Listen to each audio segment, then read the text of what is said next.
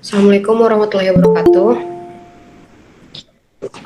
Kami dari kelompok 3 yang akan membahas materi propaganda. Anggota kelompok kami berisikan saya sendiri, Alisa Balgis, Jevin Ramadan, Marcelo Ardianto, Naomi Rahel, dan Fauzi Rahman. Pasti itu propaganda.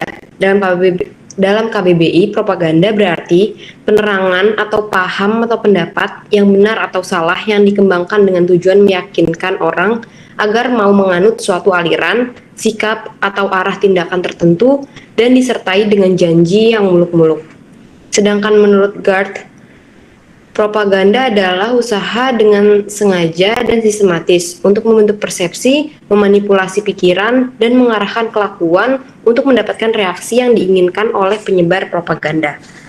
Dalam propaganda terdapat jenis-jenisnya seperti white propaganda, black propaganda, grey propaganda, dan yang terakhir rasio propaganda.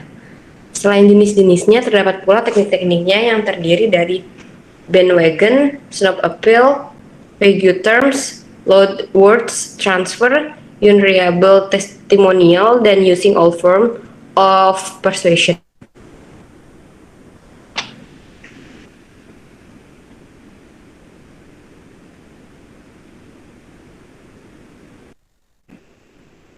Perbedaan propaganda dengan kampanye. Secara garis besar, sebenarnya antara kampanye dan propaganda tidaklah terlalu berbeda. Faktor yang membuatnya berbeda ialah faktor metode dan pendekatan yang digunakan. Secara metodenya, kampanye sebagai salah satu budaya politik yang berkembang di Indonesia. Bersifat lebih persuasif karena pasti setiap kampanye selalu dibarengi dengan adanya bujukan serta iming-iming menarik. Sedangkan propaganda sebagai contoh agitasi politik, walaupun sebenarnya juga bersifat sangat persuasif, namun lebih sering dibarengi dengan penekanan pada efek buruk yang mungkin terjadi apabila publik mengikuti ide propaganda. Selanjutnya akan dilanjutkan oleh teman saya. Selanjutnya, prinsip propaganda melalui media massa. Prinsip ini akan berlangsung efisien, namun terlepas dari segala keterbatasan waktu dan tempat, propaganda di media massa bisa dilakukan secara terus-menerus sehingga menjadi suatu terpaan exposure. Misalnya, propaganda AS melawan terorisme disampaikan lewat media-media global yang berpengaruh secara internasional, misalnya seperti CNN, NBC, FOA, Fox, dan lain-lain.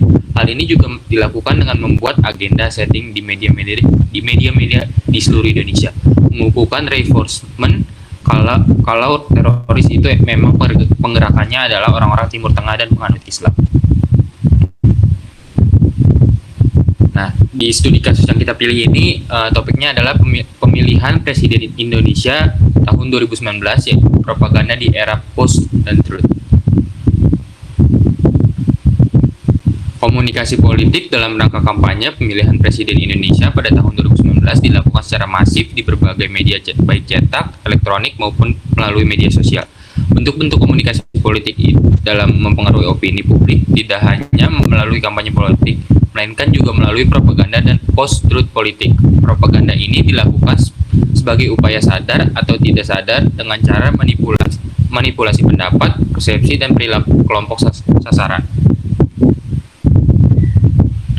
Lalu adapun post-truth politik menggambarkan situasi yang berkaitan dengan keadaan masyarakat di mana fakta-fakta objektif kurang berpengaruh dalam membentuk opini publik dibandingkan emosi dan kepercayaan seseorang. Era post-truth saat ini dibentuk oleh perkembangan teknologi yang memungkinkan setiap orang mencari kebenaran menurut pengalamannya sendiri. Bahkan post-truth secara khusus sering disamakan dengan propaganda dan diinformasikan, sehingga post-truth sering digunakan untuk menyebut pola kampanye dalam banyak pemilihan umum. Selanjutnya akan dilanjutkan oleh teman saya.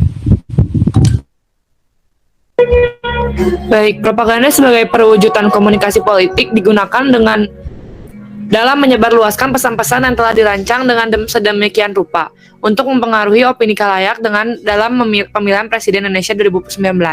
Pesan-pesan propaganda yang dirancang tidak semuanya sesuai dengan fakta empiris, namun seringkali berisi hoax atau disinformasi yang tidak sesuai dengan fakta sebenarnya.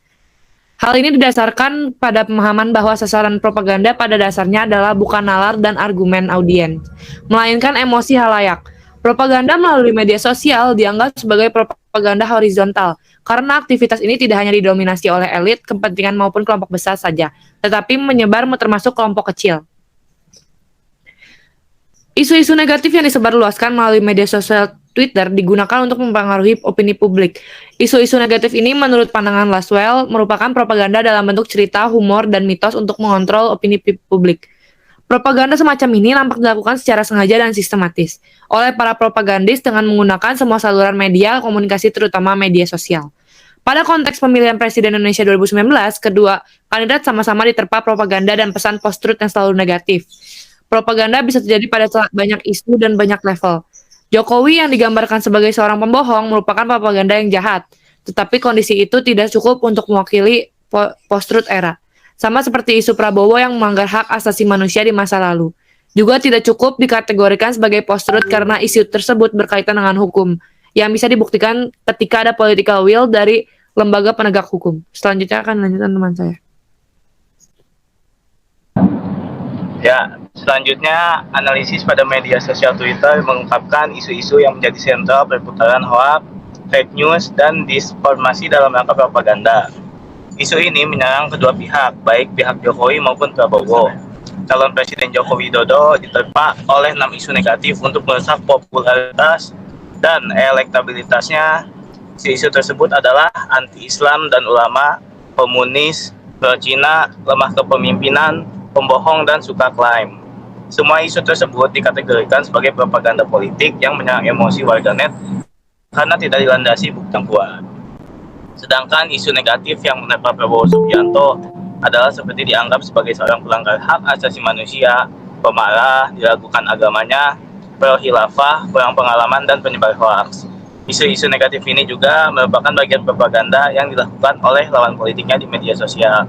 Di antara 6 isu tersebut, sebagian besar mengacu pada propaganda umum yang banyak dilakukan politisi sebelum post-truth era. Selanjutnya akan dijelaskan oleh teman saya.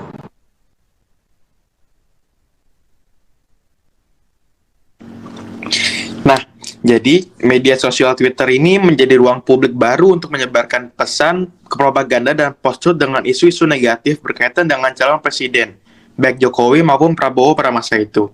Jokowi diterpa negatif agar popularitasnya turun, yaitu anti-Islam dan ulama, komunis, pro-Cina, lemah kepemimpinannya, pembohong, dan juga suka klaim.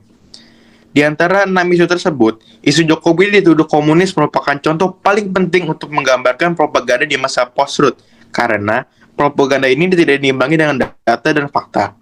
Prabowo Subianto juga diterpa 6 isu negatif, yaitu pelanggar hak asasi manusia, pemarah, diragukan agamanya, pro-khilafah, kurang pengalaman, dan juga penyebar hoaks. Prabowo yang diisukan pro-khilafah menjadi contoh paling penting tentang propaganda yang menggunakan emosi warganet. Post-truth.